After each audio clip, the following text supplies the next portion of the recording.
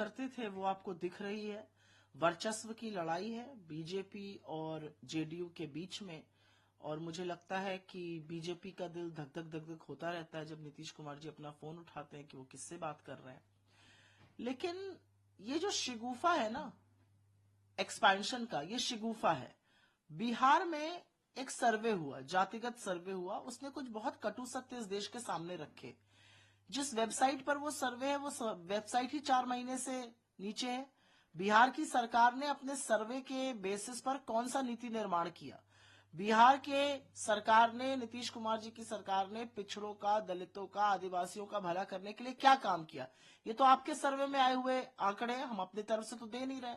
आप बजाय वो करने के आप शिगुफे एक्सपेंशन हो रहा है।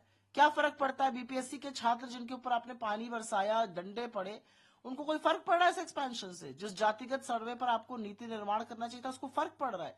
ये सब ध्यान भटकाऊ एक आंदोलन बीजेपी और उनके घटक दल चलाते हैं और वही चलाया जा रहा है। आपको लगता है मैम कि जो जिस तरीके से ये है और इधर से नीतीश कुमार के बेटे का ये बयान आना कि उनको चेहरा घोषित किया जाए, इन दोनों पॉइंट्स को, इन दोनों चीजों को कैसे देखते हैं? देखिए, नीतीश कुमार जी के अंदर एक बहुत बड़ा डर है, एक बहुत बड़ा भय है कि कहीं उनके साथ एकनाथ शिंदे ना हो जाए। क्योंकि बीजेपी जहां पर भी जाती है, जिस राज्य में भी जाती है, सबसे प्रथम वो ऑपोजिशन को नहीं, अपने घटक दल को निगलती है। ये शिरोमणि अकाली दल के साथ देखा गया, ये पहले जदयू के साथ देखा गया था, ये शिवसेना के साथ देखा गया।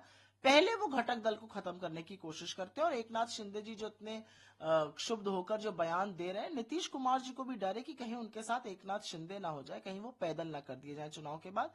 इसलिए वो बार बार कह रहे हैं कि उनके लोग कह रहे हैं या उनके पुत्र कह रहे हैं या उनके नेता कह रहे हैं कि चेहरा हम रहेंगे, हमारे चेहरे पे चुनाव लड़ा जाएगा। ये आपसी खींचतान है, लेकिन इससे बिहार का भला नहीं होगा। बिहार ने बदलाव का मन बना लिया है। मैम इसके अलावा एक राजनीतिक बड़ा घटनाक्रम चेंज होता दिख गया। राज्यसभा के अपने एक सांसद को उम्मीदवार बनाया आम आदमी पार्टी ने, उसके बाद इस तरीके की खबरें सामने आने लग गई, इस तरीके की बातें सामने आने लग गई कि अब रास्ता साफ हो रहा है अरविंद केजरीवाल के राज्यसभा जाने का। हालांकि आम आदमी पार्टी की तरफ से आधिकारिक तौर पे उनके मुख्य प्रवक्ता सामने आए, उन्होंने कहा कि केजरीवाल को पहले सीएम बनाना था पंजाब का, वो भी सब बातें अफवाह निकली, बेकार निकली, गलत साबित हुई। ये बात भी गलत साबित होगी। और नेशनल कन्वीनर हैं और उनकी सब जगह डिमांड रहती है, लेकिन वो अपने आप को एक सीट के लिए लिमिटेड नहीं रखते। मैं तो जानना चाहती हूँ कि अरविंद केजरीवाल जी हैं कहाँ? दिल्ली का चुनाव आप हार गए, चुनाव में हार जीत लगी रहती है। अब आप राजनीति में उतरे हैं तो थोड़ा कलेजा मजबूत करना पड़ेगा। अरविंद केजरीवाल जी तो गायब ही हो गए, कहीं दिख ही नहीं रहे। उनकी बेचारी वो आतिशी जी बाकी नेता मोर्चा संभाल रहे हैं, अरविंद केजरीवाल जी कहीं नजर ही नहीं आ रहे हैं। अरविंद केजरीवाल जी जीत में सेहरा पहनना चाहते हैं, लेकिन हार का ठीकरा नहीं बंधवाना चाहते हैं। आम आदमी पार्टी की जो राजनीति थी उसका असल रूप इस देश के सामने और खासतौर से दिल्ली के सामने आ गया। दिल्ली ने परिवर्तन किया। ये अफसोस की बात है कि परिवर्तन का माहौल हमने बनाया और उसका फायदा बीजेपी को हुआ। लेकिन दिल्ली ने परिवर्तन किया और पूरी विश्वास से कह सकती हूँ पंजाब बहुत बड़ा फेरबदल करेगा। अब वो कहाँ जाना चाहते हैं, राज्यसभा से कौन छोड़ेगा कौन नहीं छोड़ेगा, ये अटकलें हैं, इस पर मैं टिप्पणी नहीं करूंगी। लेकिन मुझे ऐसा लगता है कि जब आप एक पार्टी के कन्वीनर हैं, उसके फाउंडिंग मेंबर हैं, तो आप थोड़ी जिम्मेदारी लीजिए। जिम्मेदारी से भागकर आप और हार के नाते आप मुंह चुरा रहे हैं, मुझे लगता है कि ये तो कायरों का काम है। मैम इसके अलावा की तलवार जो है वो सदर्न स्टेट्स पे चलने वाली है, लटक रही है। और डिलिमिटेशन जब होगा तो सीधे तौर पे जो है सदर्न स्टेट से उनकी सीटों पे असर पड़ेगा, कम होंगी। हालांकि जो है जो गृह मंत्री हैं उन्होंने ये साफ तौर पर कहा कि प्रधानमंत्री ने पूरी तरीके से क्लियर कर दिया है कि डिलिमिटेशन के बाद भी जो साउथ की जो स्टेट्स हैं उनकी सीटों में कोई कमी नहीं आएगी, कम नहीं किया जाएगा।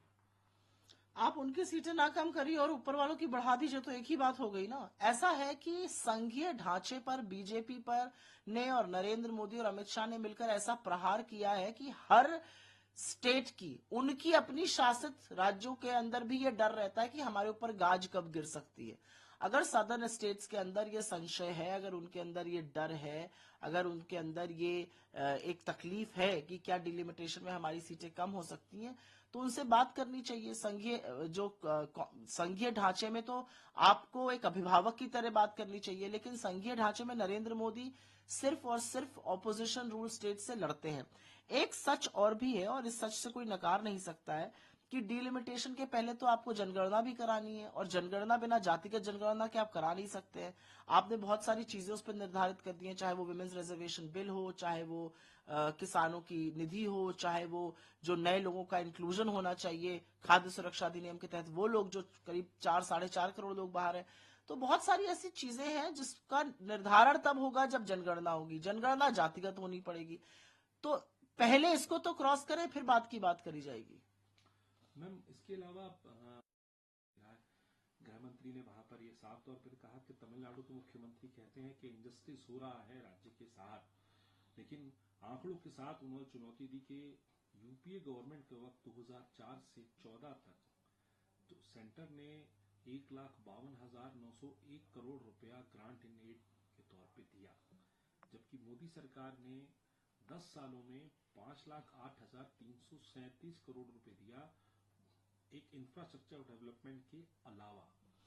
जब भी बजट बढ़ता है राज्य का या केंद्र का, तो ग्रांट इन एड भी बढ़ेगा। ये कौन सा उन्होंने बहुत बड़ा काम कर दिया है, और कोई अपने बीजेपी के कोष से तो किसी को पैसा नहीं दे रहे हैं, ये हिंदुस्तान का पैसा है, हिंदुस्तान के लोगों का पैसा। एक बात ये भी सच है कि जब जीएसटी लागू हुआ था तो जो मैन्युफैक्चरिंग स्टेट्स थी उनको नुकसान हुआ था, उनको ज्यादा कॉम्पनसेट करने की बात भी हुई थी, और उस तरह का कॉम्पनसेशन हो नहीं रहा है। जीएसटी ड्यूज उनके कई बार तक रहते हैं।